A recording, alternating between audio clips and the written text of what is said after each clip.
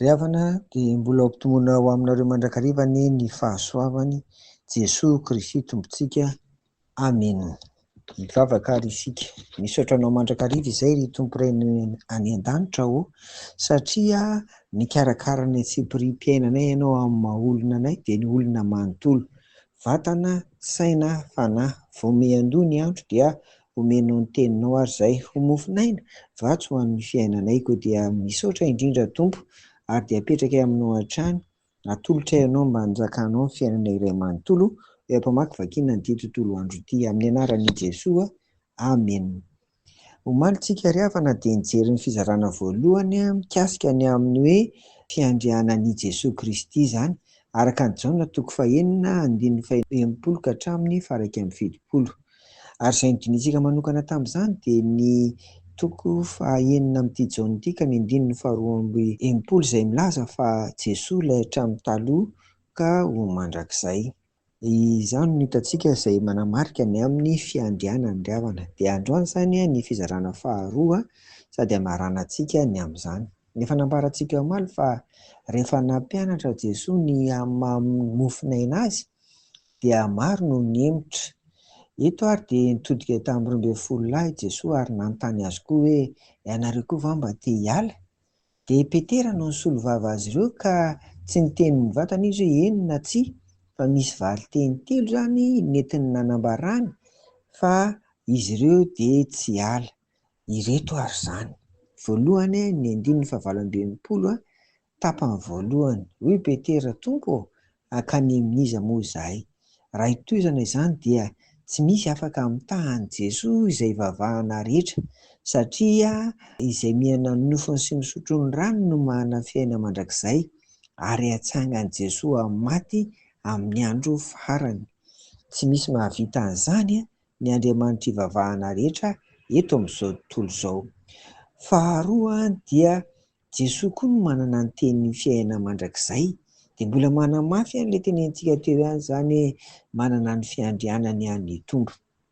Azo ambara fa mety nisy mpampianatra na atao hoe mpitoro teny tamin'izany fotoana izany, fa eto izany dia miavaka ny amin'ny nambaran'i Jesosy satria izy no manome fiainana, fiainana mandrakizay, fiainana iombonana amin'Andriamanitra araka ny teniny ry havana. Ary fahatelo, nambaran'i Petera koa manamafy fa izy tsy hiala amin'ny Tompo izany izy ireo, dia izao ilay niteneniny hoe Jesosy no ilay mason'Andriamanitra 20. Hita taratra ao anatin'izany fa miavaka i Jesosy, izy ny Kristy, izy no voaositra. Dia jereo ange fa ao amin'ny irery izany misy an'ireto hoe reto ny olona voaositra, dia ao izany ny mpaminany, dia ao ny mpisorona, dia ao ny mpanjaka. Ireo dia miangona ao amin'i Jesosy ary izy irery no manana an'izany. Noho izany dia araka nambarantsika manamafy ny amin'ny halehiben'ny fiandrianana izany. Koa inona ary ny miandry antsika? Voalohany dia engane hiorina amin'ny Tompo mandrakariva finoantsika, ary tahaka ny efa nambara tamin'ny maly dia tsy hiala amin'ny Tompo tsika na inona na manahoana ny fiainantsika tsirairay avy. Dia faharoa koa, manana andraikitra koa tsika hijoro vavolombelona amin'ny teny sy ny asa ny amin'izany fiandrianan'i Jesosy lehibe izany. Ary fahatelo sady farany dia tena zava-dehibe amintsika koa ny mitory, ny mizara an'i Jesosy Kristy, manana ny fiandrianany lehibe, manana ny tenin'ny fiainana mandrakizay araka ny nambara teo. Zaraina sy hitoriana amin'ny hafa izany, satria izao fohy ihany anie izany hoe 70 taona 80 taona enganie mbola ohatran'izany ny iainantsika eto amin'ity tany ity, fohy ihany izany. Fa ny tena maharitra ny dia ilay mandrakizay, dia ilay mandrakizay ao amin'Andriamanitra izany. Dia mba tiantsika koa izany raha mba misy olona mba ho voatoanantsika mba anisan'ny andova ny fiainana mandrakizay, koa mahery ao amin'ny Tompo ry havana sy amin'ny herin'ny faherezany fa lehibe koa ny fiandrianan'i Jesosy hatramin'izao ka mandrakizay.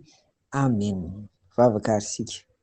Dia misaotra anao ary izahay Tompo fa manana anao ry Jesosy Kristy, Andriamanitra ivavahanay izay miavaka amin'ny Andriamanitra rehetra, ary indrindra manana ny tenin'ny fiainana mandrakizay. Very maina izay ivavahanay Tompo raha tsy mandova ny fiainana mandrakizay izahay. Koa tehirizo aminao izay hiorina tsara, tsy hiala ary ho vavolombelonao mandritra ny androm-piainanay rehetra. Dia araka ny efa nambara taminay teo sy ny fampizaranay koa dia ampio izay mba afaka hijoro vavolombelona sy hitory amin'ny hafa Tompo, hanambaranao ry Jesosy Kristy. Dia ny tontolo andronay petraka eo am-pelantananao, arovy, tantano, vibino, amin'ny anaran'i Jesoa, amen. Ho aminareo ry havako ny fiadanan'i Jesoa, amen.